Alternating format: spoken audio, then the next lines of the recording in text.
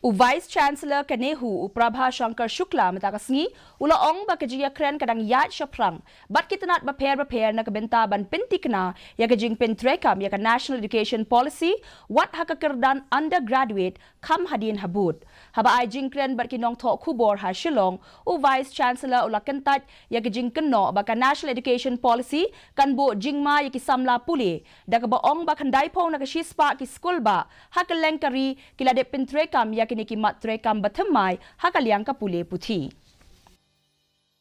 2022-23 implemented the new education policy for the PG students. In between, we have also even discussed to implement the new education policy for the UG in the next or coming academic sessions, and we already taken all the kinds of the even approval from the different bodies.